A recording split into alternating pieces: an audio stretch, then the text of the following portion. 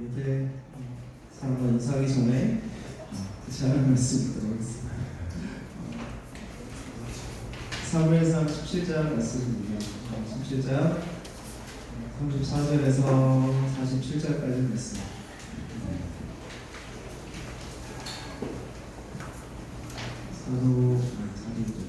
사무엘상 17장 34절에서 37절까지 말씀인데요. 저와 여러분 한 절씩 교독하시도록 하겠습니다.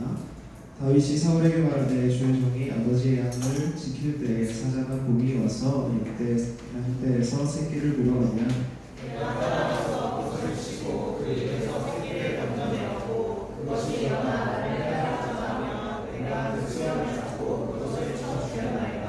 주의 종이 사자와 곰도 쳤은즉 살아계신 하나님의 군대를 모욕한 이 할례받지 않은 블레셋 사람이니까 그가 그 짐승의 하나와 같이 되리이다. 또 다윗이 이르되 여호와께서 나를 사자의 발톱과 곰의 발톱에서 건져주셨으되 나를 이 블레셋 사람의 손에서도 건져주시리이다. 사울이 다윗에게 이르되 가라 여호와께서 너와 함께 계시기를 원하노라. 이에 사울이 자기 군복을 다윗에게 입히고 두구를 그의 머리에 씌우고 또 그에게 갑옷을 입히매 다윗이 칼의 군복이 사울이 익숙하지 못함으로 시선으로 걸어오다가 사울에게 말하되 익숙하지 못하니 이것을 입고 가지 못하겠나이다 하고 손에 막대기를 가지고 시내에서 매끄러운 돌 5을 골라서 자기 목자의 제구 곧 주머니에 넣고 손에 물매를 가지고 블레셋 사람에게 나아가니라. 블레셋 사람이 방패된 사람을 맞추고 다윗에게로 전전하나이다. 그 블레셋 사람이 둘러보다가 다윗을 보고 업신여기니 이는 그가 젊고 붉고 용모가 아름다우니라. 블레셋 사람이 다윗에게 이르되 그가 나를 괴롭히고 막대기를 가지고 나오라 하느냐고 그의 신들의 힘으로 다윗을 저주하고 그 블레셋 사람이 또 다윗에게 이르되 내게로 오라 내가 내 살을 공중의 새들과 들짐승들에게 주리라 하는지라. 다윗이 블레셋 사람에게 이르되 너는 칼과 창과 창으로 나아오거니와 나는 만군의 여호와의 이름 곧 내가 모욕하는 이스라엘 군대의 하나님의 이름으로 내가 아노라. 오늘 여호와께서 너를 내 손에 넘기시리니 내가 너를 쳐서 내 목을 베고 블레셋 군대의 시체를 오늘 공중의 새와 땅의 들짐승에게 주어 온 땅으로 이스라엘의 하나님이 계신 줄을 알게 하겠고 또 여호와의 구원하시니 칼과 창이 있지 아니하는 이 우리에게 알게 하리라. 전쟁은 여호와께 속한 것인즉 그가 너를 인손에 넘기시리라. 아멘. 우리 한번 인사해봅시다. 제 인사를 누가 뺏어가는지 다시 한번 해봅시다. 승리하셨습니까? 승리하셨습니까? 승리하셨죠?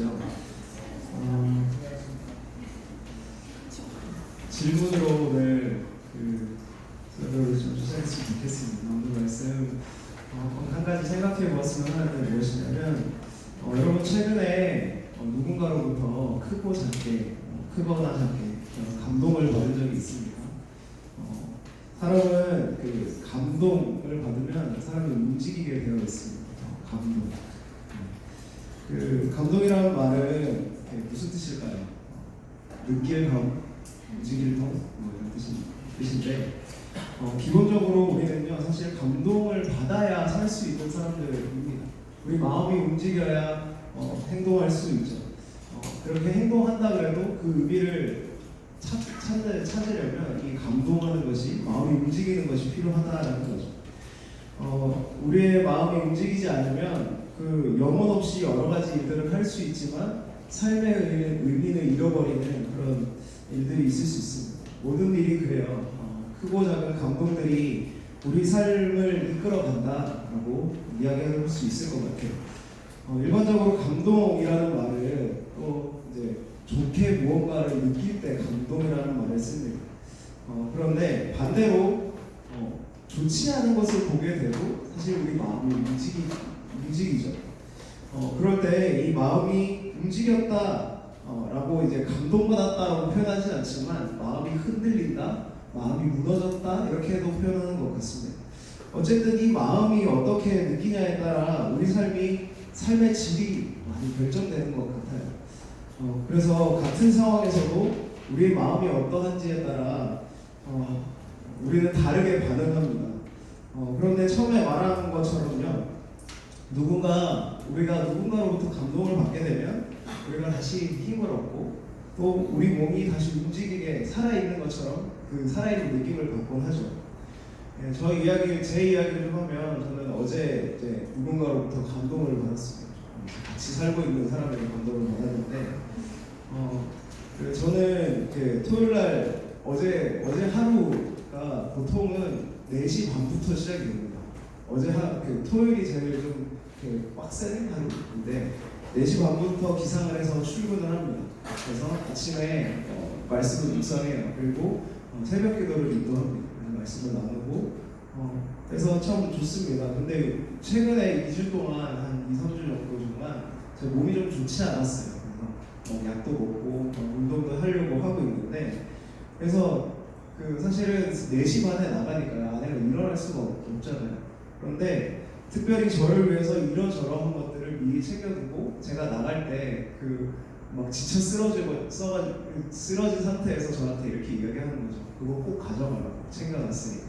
새벽에 그렇게 챙겨 놓은 거죠. 제가 일어나기도 전에 아내가 먼저. 사실은 제가 이제 하루 동안 생활하면서 아내가 챙겨준 것들을 막 묵상했어요. 먹었어요. 또 간식도 먹고 몸에 좋은 것들 막 챙겨주니까 먹었어요. 꼼꼼히 먹으면서 이렇게 생각이 계속 드는 거죠. 이게 참 감동이구나. 다른 게 아닌데 참 그 새벽에 피곤할 텐데 도시락을 싸기 위해서 눈을 비비며 준비하는 것들을 생각할 때 참 나를 아끼는구나 라는 생각들을 했던 거예요. 제가 평소에 이제 토요일에 사역을 하고 하루 종일 하고 돌아가면 굉장히 늦게 들어갑니다. 그런데 저도 아내도 예민한 상태가 됩니다. 굉장히 피곤하거든요. 아내는 하루 종일 아이들을 3명을 데리고 막 이렇게 분투하면서 살아가고, 나도 이렇게 나름대로 교회 4시 반부터 한 10시 막 이때까지 있으니까. 그래서 피곤한데 그날따라 제 마음이 감동이 됐던 거죠. 그래서 아내를 보면서 오늘 너무 고생했다고 하면서 아내의 발을 주물러주고, 또 평소에는 제가 그렇게 잘 안 하는데 좀 더 나쁜 남편이죠. 먹은 거를 원래 설거지를 안 하고 그냥 덮어가지고 대충 가져가거든요. 아내가 그냥 덮어놓고 막 그러는데, 그날은 그게 감동이니까 교회에서 다 씻어서 열심히 씻어서 아내가 일 안 할 수 있도록 이렇게 했었거든요. 그거 제가 말하고자 하는 게 무엇이냐면, 사람은 이렇게 감동을 받으면 반응을 하게 되어 있습니다. 다르게. 제가 최근에 여러분에게 물어본 이유가 그겁니다. 감동이 받은 적이 있냐라고. 제가 나눈 것처럼 우리가 감동을 받지 않으면, 이런 마음의 움직임이 없으면 참 인생의 많은 것들을 좀 놓치고 사는 것 같다라는 생각들이 들었던 거예요. 우리 삶을 한번 돌아보았으면 좋겠습니다. 우리 삶에 감동이 사라진다면, 이런 마음의 움직임들이 사라진다면 참 비참한 상태가 있을 수도 있을 것 같아요. 모든 일에 의미를 상실해버리고 감사한 것들인데 감사한지 모르고 지나가 버리는 시간들이 참 많을 것 같다라는 거예요. 제가 오늘 제 이야기와 또 질문으로 이렇게 서두를 좀 길게 시작했는데, 오늘 이 본문을 통해서 이 이야기들을 한번 우리의 상황으로 한번 가져와 봤으면 참 좋겠어요. 오늘 우리가 함께 오늘부터 저희가 함께 성경을 살펴볼 텐데, 이 다윗이라는 인물을 한번 살펴볼 거예요. 그는 그의 인생을 잘 한번 들여다보면요, 그는 참 감동받은 사람이다라는 것을 알게 됩니다. 다윗이 시를 굉장히 많이 썼거든요. 시편이 보면 시편의 대부분을 다윗이 썼는데 몇 편이나 썼을까요? 정확하게 모릅니다. 70편 정도, 거의 절반 가까이를 다윗이 썼습니다. 그 시들을 읽어보면 그가 너무 감동한 표현들을 막 해냅니다. 너무 감사하고 찬양하고 하는 표현들이 굉장히 많이 있습니다. 그것처럼 다윗은요, 이 감동이 충만했던 사람입니다.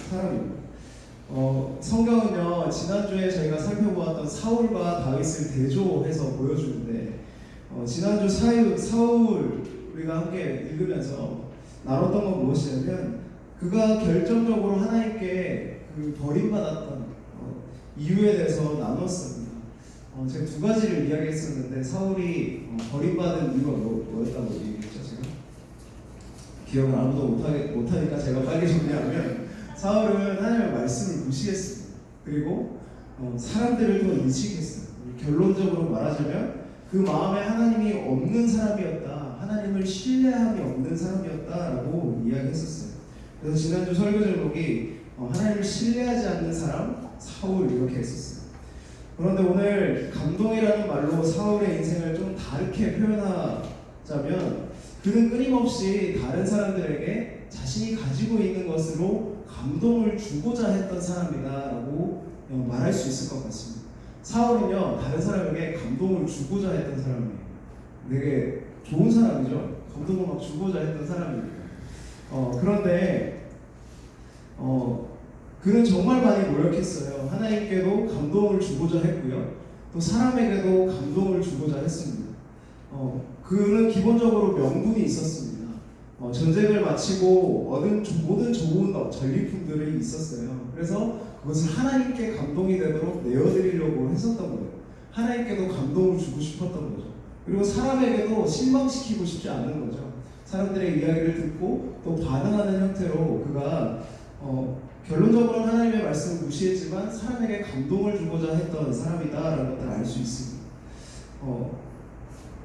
성경은 인간이 그 사울의 모습을 통해서 보여주는 것이 무엇이냐면 감동을 주고자 하는 마음들이 있지만 그 사울의 결정적인 문제는 뭐냐면 자기 자신에게 스스로 무언가 감동을 만들어내려는 시도에 대해서 그렇게 좋게 평가하지 않는다라는 것을 사울을 통해서 보여주는 거죠. 사울은 다른 이들에게 감동을 주려 했지만 정작 자신에게는 이 하나님의 일에 대한 감동이 없었습니다. 하나님의 명령에 반응하긴 했지만 그 마음에 그것에 대한 기쁨이 없었고요. 그것에 대한 어떤 마음이 담겨져 있지 않았다라는 거예요. 사울과 다윗의 결정적인 차이가 뭘까 라는 생각들을 하게 되죠.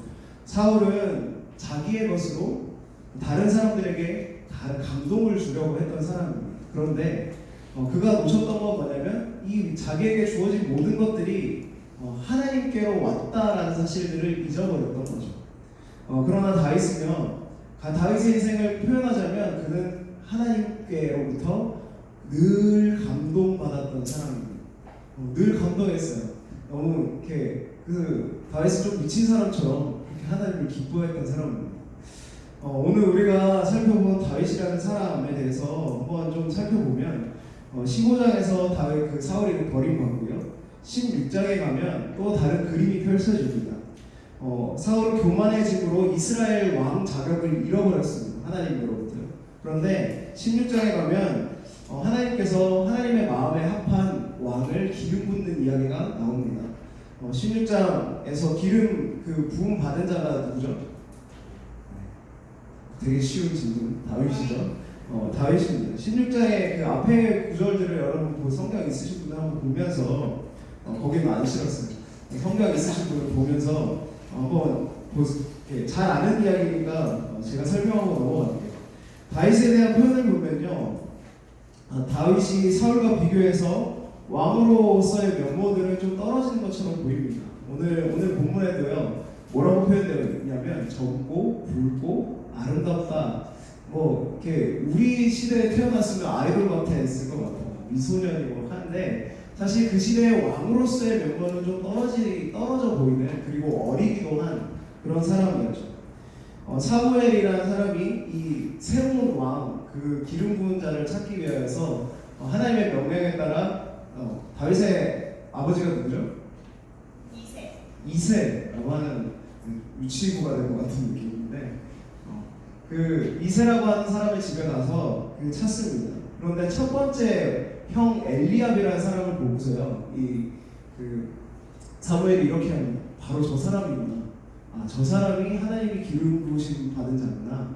그 사무엘의 판단은 사실 외모를 보는 것이었어요. 엘리압은 다윗이랑 몇 살이 차이가 나는지 잘 모르겠지만 장성한 상태였고 그래도 굉장한 좀 준수한 사람이었던 것 같습니다. 왕으로서의 어떤 면모들도 가지고 있었던 사람인 것 같아요. 그런데 사울은 그라고 생각하지만 하나님께서 말씀하십니다. 뭐라고 하시냐면 아주 중요한 말씀이 나오죠. 사람은 외모로 판단하지만 나는 마음의 중심으로 판단한다라고 이야기를 하는 거죠. 그래서 이 사무엘이 다 그 아들들을 다 봅니다. 그런데 안 나와요. 다 아니래요 하나님이. 그래서 어떻게 되죠? 들에 있던 이 마지막 아들인 다윗을 불러와서 기름을 붓습니다. 그 누구도 다윗이 기름 부음을 왜 이러죠? 기름 부음 받을 것에 대해서 생각하지 않았던 것 같아요. 양을 치고 있는 그를 부르지 않았거든요. 그래서 누구도 상상하지 못했던 어떤 일들이 지금 벌어진 겁니다. 그런데 중요한 건 뭐냐면 들판에 있었던 다윗에게 하나님의 관심이 있었다라는 거죠. 이 다윗이 기름 부음을 받는 이 이야기가 말해주는 것은 무엇이냐면 다윗이라는 사람, 새로 기름을 받은 사람, 그 다윗의 마음 안에는 하나님이 이미 있었다라는 것을 보여주는 거죠. 아무도 주목하지 않았던 그였지만 하나님은 그에게 주목하셨습니다. 왜일까요? 하나님만 다윗을 주목하고 있었던 건 아닌 것 같아요. 왜 하나님은 다윗이라는 인물에게 주목하셨는지 생각해 볼 필요가 있습니다. 다윗이 양을 치던 시절에, 아직 기름부음을 받지 않는 시절에 하나님과 다윗 사이에 무슨 일이 있었던 것이죠. 성경은 그것에 대해서 지금 잘 말해주고 있지는 않아요. 그런데 분명한 것은 본문 자체에서 기록하지 않았던 시간들을 오늘 저와 여러분이 함께 읽은 본문에서 다윗의 고백으로 지금 하고 있는 것들을 보여줍니다.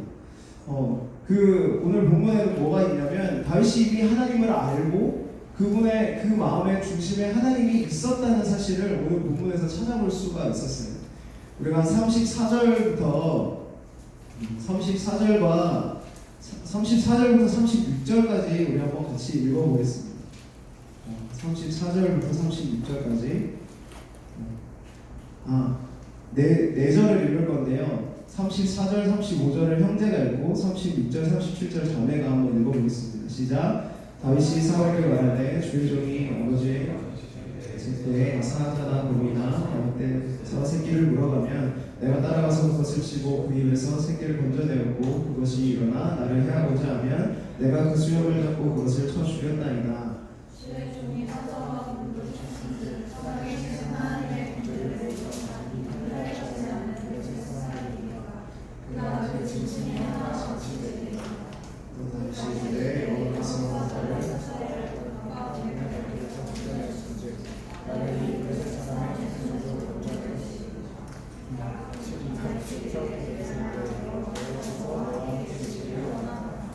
다윗이 기름 부음을 받기 전에 뭐라고 지금 고백하고 있냐면 하나님께서 여러 번 나를 구원하셨다라고 표현하고 있습니다. 곰의 발톱에서 사자의 이빨에서 나를 건져내심을 건져내다라는 말이요. 이 히브리어로 나찰이라는 뜻이거든요. 구원을 받았다라는 뜻이에요. 그래서 다윗은요 이미 하나님을 경험하고 있었습니다. 그 광야에서. 이 다윗과 골리앗 이야기 여러분 잘 아시죠? 이 블레셋 장군인 골리앗이 이스라엘과 전쟁 중에 하나님을 막 모욕했습니다. 그런데 다윗이 그 형들에게 도시락을 전해주러 가다가 이 모욕하는 소리를 듣게 된 거죠. 그 소리를 듣고 다윗이 분노합니다. 어떻게 저런 걸 가만히 놔둘 수 있느냐? 아직 어린 소년인 이 사울이요, 사울 왕 앞에까지 나가도록 난리를 치고 화가 나서요. 그래서 직접 싸움으로 나아가고자 하는 내용이 지금 오늘 우리가 읽은 부분인데 다윗이 꺼내는 이야기가 바로 이겁니다. 내가 내 아버지 양을 칠 때 하나님이 몇 번 나를 구원하셨다. 두려움이 있었지만 내가 신뢰함으로 나아갔고 하나님께서 자신을 건지셨다라고 말하고 있는 거죠. 그리고 자신을 지금까지 지키신 하나님이 이번에도 나를 지키실 것이다. 저 원수의 손에 나를 두지 않고 그 손에서 나를 구원하실 것이다 라고 고백하고 있는 거죠. 이 싸움이 있기 이전에 다윗은 이미 하나님에 대한 감동으로 충만한 사람이었던 거예요. 다윗이 이 싸움에 나아가고자 했던 이유도 사실은 하나님에 대한 감동이 있었기 때문입니다. 이것은요, 옛날에 우리가 배웠던 대로요, 다윗이 어리지만 용감해서가 아니라 다윗이 어떤 결단이 탁월해서 그가 탁월해서 이 결단이 생긴 것이 아니라 그는요, 그가 경험했던 하나님이 크신 하나님이 이렇게 모욕당하는 것이 너무나도 싫었던 거죠. 하나님은 내가 어디에 있든지 나를 지키셨고 저 맹수들의 손에서 나를 몇 번이나 건지셨는데 그것으로 그 하나님이 자신에게 충만했던 것을 다윗은 경험했기 때문에 그 하나님을 욕하는 것이 너무나도 화가 났던 것입니다. 다윗은 그런 하나님이 욕을 당하고 있는 모욕당하고 있는 상황을 참을 수 없었습니다. 그런데 이 전쟁터의 상황을 한번 상상해 보세요. 다윗이 지금 그 어린애가 화를 내고 있습니다. 그런데 다윗이 참을 수 없었던 게 하나가 더 있습니다. 지금 자기가 너무 사랑하는 하나님이 욕먹고 있는 것도 화가 나는데 더 화가 나는 것은 뭐냐면 어른들이 가만히 있는 거예요. 어른들이 너무 가만히 있는 거죠. 더 참을 수 없었던 건 이거예요. 자신의 하나님을 욕하고 있는 원수를 보면서 아무런 행동도 반응도 하지 않고 그 앞에서 두려워 떨고 있는 그 이스라엘 백성에 대해서도 너무 안타까웠던 마음들이 들었던 거죠. 그래서 누구도 나서지 않는 이 상황 가운데서 그는 나섰습니다. 내가 나가겠습니다. 내가 하나님의 이름으로 지금 나가겠습니다. 굉장히 10대입니다. 여러분, 우리보다 아주 어린아이예요. 그런데 그가 하나님 앞에 당당히 이 원수 앞에 싸우겠다고 나가고 있는 거죠. 여러분, 다윗이 어떻게 이렇게 할 수 있었을까? 다윗이 대단한 것이 아닙니다. 나중에 다윗은 실제로 위대한 왕이 되지만, 그러나 그 모든 것들은요, 이 다윗의 용감함과 그의 결단부터 시작된 것이 아니라 그 이유가 바로 그가 하나님을 이미 알고 그분으로 인한 충만한 삶을 누리고 있었기 때문에, 하나님에 대한 모욕을 견딜 수 없었기 때문에 그 가운데 나아갈 수 있었다라는 거죠. 여기까지가 설명이라면 여러분에게 한번 물어볼게요. 여러분, 솔직하게 우리 한번 다시 돌아봅시다. 우리 다시 이 상황을 우리 가운데 한번 다 가져와 봅시다. 여러분은 어떻습니까? 사실 우리 삶을 돌아보면요, 사울에 가까운 모습들을 많이 보게 되는 것 같습니다. 어떤 사람들에 대해서 내가 감동을 주지 못할 때, 다른 말로 하면 인정받지 못할 때, 더 가깝게는 내 스스로의 모습을 내가 인정 못할 때, 만족하지 못할 때 힘들어하고 아파하는 모습들이 참 많습니다. 그런데 그 패턴에 사실 우리는 너무 익숙해져 있는 것 같아요. 저도 마찬가지입니다. 그런 패턴이 우리 안에 이미 있습니다. 뭐냐면 우리가 뭔가 잘해요. 뭔가 성취를 맛봅니다. 그런데 그렇게 되면 조금 잘하면 우리 마음이 어떻게 되냐면 자아도취가 됩니다. 나 이거 좀 잘해. 나 이런 사람이야. 자랑하고 싶어져요. 그런데 안타까운 것은 뭐냐면 아무도 그것에 대해서 다른 사람들은 별로 관심이 없어요. 그런데 알아주지 않으니까 혼자서 힘들어하는 겁니다. 이거 왜 안 알아주지? 이렇게 다른 사람들은 어떻게 생각하냐면 그 사람의 잘됨과 어떤 성취를 보면서 어떻게 생각하면 그게 뭐라고 이렇게 생각하고 넘겨버려 깔보는 마음들이 우리가 느끼는 자연스러운 마음들이 아닐까 생각해요. 반대의 경우도 있습니다. 우리가 어떤 일들을 잘 진행하다가 한번 꼬꾸라지는 일들이 있을 때 우리는 너무나도 쉽게 바닥으로 떨어집니다. 자존감이 깨지고 존재가 부정당한 것 같은 느낌들을 많이 느낄 때가 있어요. 사실은 이제 여기서 회사 다닌 지 얼마 안 된 분들, 또 이제 대학을 경험하는 분들 보면은 꽤 많습니다. 잘 되는 일들보다 사실은 잘 안 되고 깨지는 일들이 너무 많아요. 우리 삶에. 그래서 우리는요 너무나도 쉽게 냉탕과 온탕을 왔다 갔다 합니다. 그래서 너무 삶이 정신이 없습니다. 막 조금 잘하면 막 행복한 것 같고 조금 못하면 막 지옥 같고 막 그런 것들이 있는 거죠. 그러한 삶의 근본적인 이유가 뭘까라는 것은 이유가 뭘까요? 그것은 우리는 감동을 나 자신에게서만 찾으려고 하는 것 때문이죠. 사울이 그랬습니다. 다른 사람에게 감동을 주려고 해서 또 자신에게 자아부치가 되어서 기념비를 세웠던 사람이 사울입니다. 다른 사람의 눈을 인정받는 것이 그것이 두려워서 하나님의 말씀을 무시했죠. 그럼 다윗은 어떻습니까? 그에게는 선행되는 것들이 있었습니다. 뭐냐면 그것은 바로 하나님의 선하심을 맛보아하는 것들이 그에게 경험되었다라는 거예요. 다윗은 이스라엘에게 그 전해진 율법의 말씀들을 읽고 보았던 사람입니다. 광야에서 아버지로부터 또 주변의 사람들로부터 하나님에 대한 이야기들을 들었고 또 실제로 모세에게 전달되어진 어떤 율법들을 봤을지 모릅니다. 왜냐하면 그가 청년의 시절 때 지었던 시들은요, 이 하나님의 말씀을 너무나도 사랑하는 그의 모습들을 볼 수가 있었던 거죠. 이 다윗은요 어릴 때부터 하나님을 의지하고 하나님의 말씀을 의지하는 삶을 살았습니다. 그 안에서요 하나님을 진짜 경험하는 그리고 하나님을 직접 체득했던 사람이었던 거예요.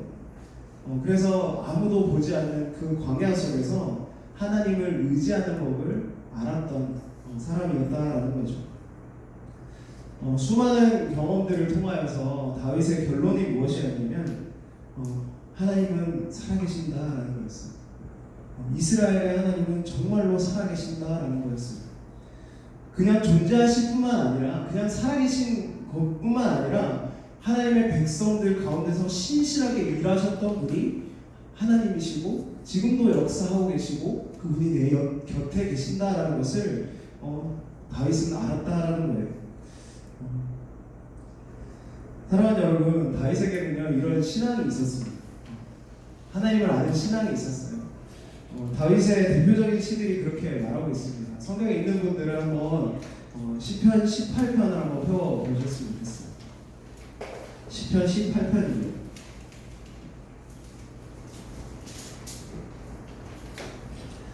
찬양으로 만들어진 시인데 자매들이 한 1절부터 3절까지 한번 같이 읽어주셨으면 좋겠습니다. 힘이 되신 여호와여, 내가 주를 사랑하나이다. 여호와는 나의 반석이시요 나의 요새시요 나를 지키시는 이시요 나의 하나님이시요 내가 그 안에 피할 나의 발이시요 나의 방패시요 나의 구원의 뿌리시요 나의 산성이시로다.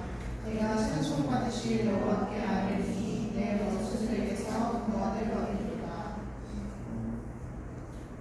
우리 46절과 쭉 지나가서 46절과 50절을 우리가 한번 같이 읽어보겠습니다. 46절과 50절 시작. 여호와는 살아계시니 나의 반석을 찬송하며 내 구원의 하나님을 높일지어다. 50절 읽을게요.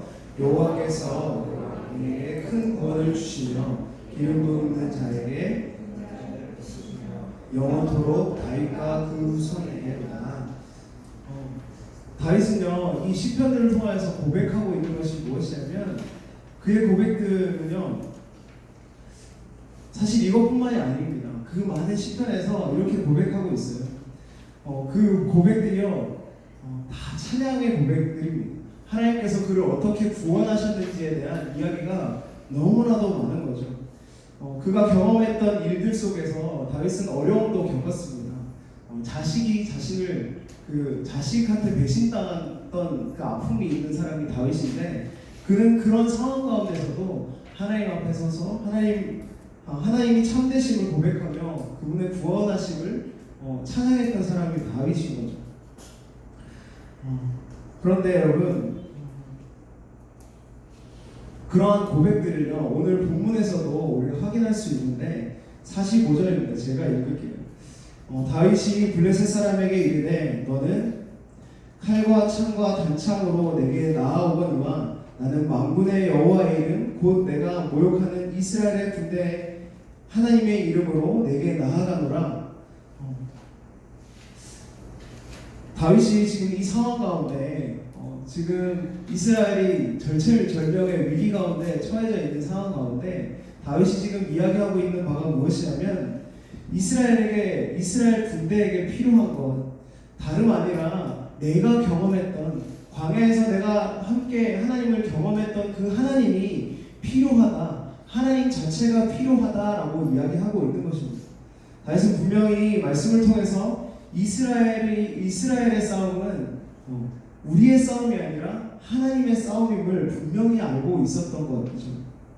그래서 47절에 이렇게 또 고백합니다. 또 여호와의 구원하심이 칼과 창이 있지 아니함을 이 무리에게 알리게 하리라. 전쟁은 여호와께 속한 것인지 그가 너희를 우리 손에 넘기시리라. 이렇게 이야기하고 있는 거죠.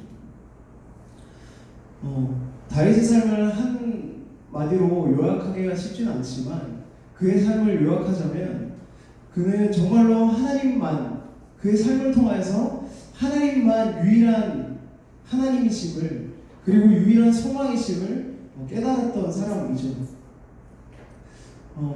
이스라엘에게 진짜 싸움이란 이스라엘들이 지금 직면하고 있는 싸움의 실제는 무엇이냐면 그들이 정말로 하나님만을 유일한 하나님으로 섬기고 있는지 그리고 하나님으로만 만족하고 그분으로 인해 기뻐하고 있는지 그분을 진짜로 신뢰하고 있는지가 진짜 이스라엘들의 싸움이라는 것을 이 어린 다윗이 보고 있었던 거예요. 그 누구도 보지 못했는데 이 다윗은 보고 있었던 거예요. 사랑하는 여러분, 여러분에게 한번 질문하고 싶습니다. 이것이 중요해요. 뭐냐면 여러분 자신 한번 돌아보았으면 좋겠습니다. 여러분은요 하나님 한 분만으로 만족하고 계십니까? 여러분 하나님이 여러분이 유일한 만족되시고 여러분 찬양하는 것처럼 그분이 나의 유일한 만족이십니다 라고 고백하는 것처럼 여러분의 삶의 고백이 그것이냐라는 거예요. 아닐걸요?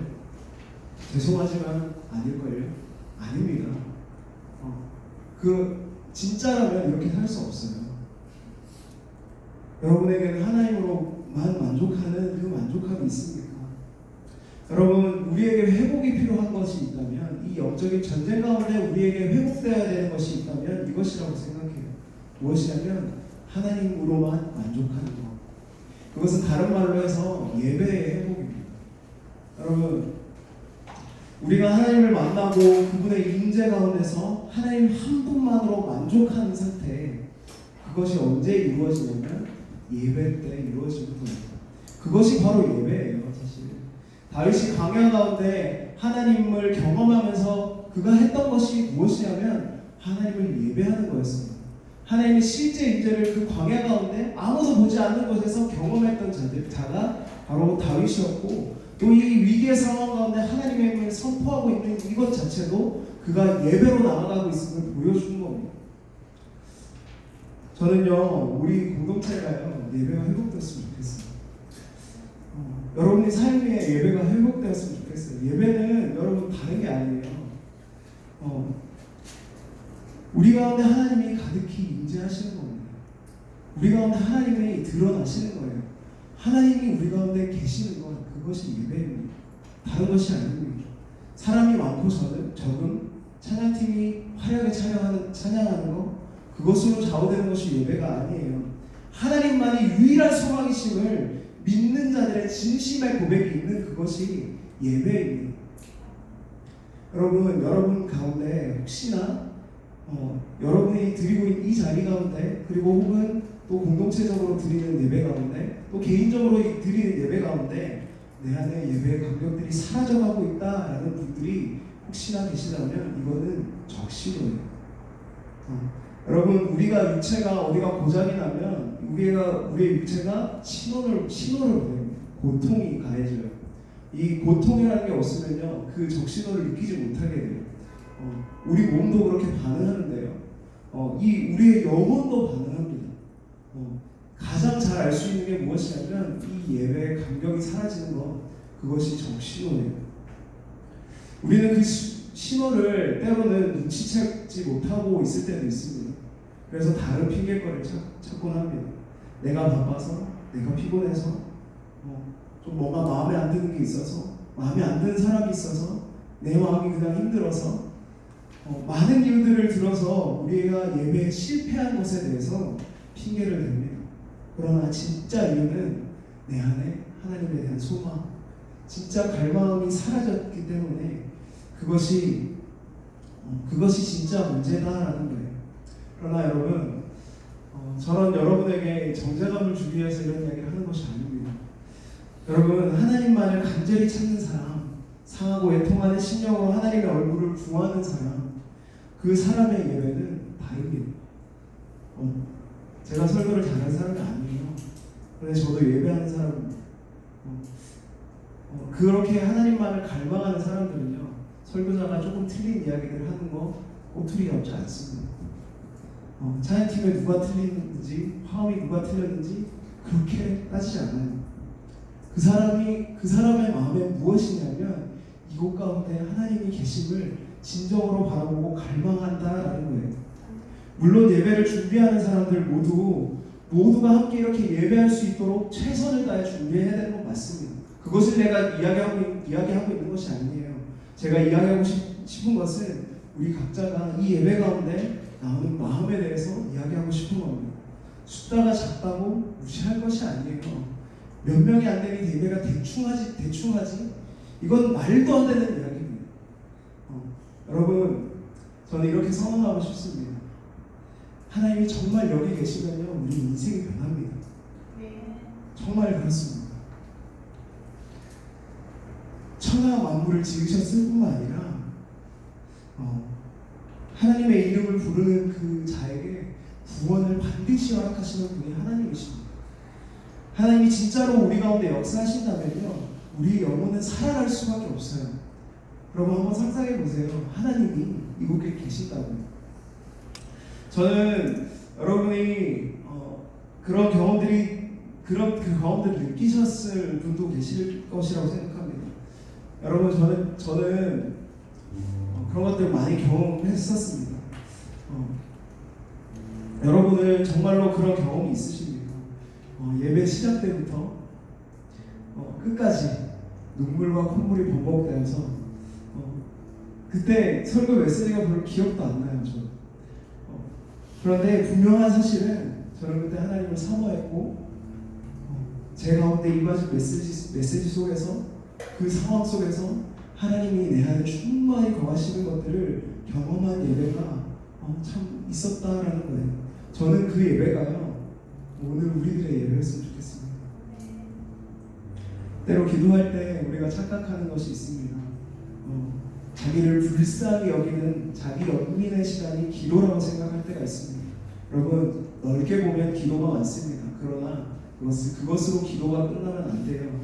우리의 예배 가운데는 우리의 불쌍함을 발견하는 시간 이외에 하나님을 발견하는 시간이 있어야 합니다. 기도의 끝은 찬양으로 끝나야 됩니다.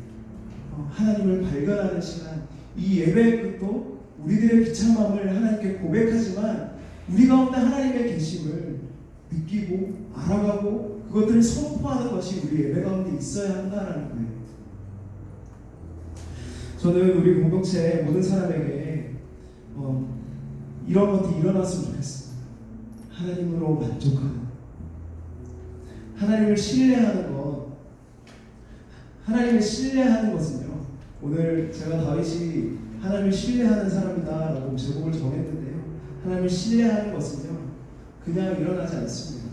여러분, 그냥 제가 하나님 세게 믿으세요, 여러분 이렇게 매주 그렇게 설명한다고 해서 여러분 하나님 세게 믿을 수 있는 게 아니에요.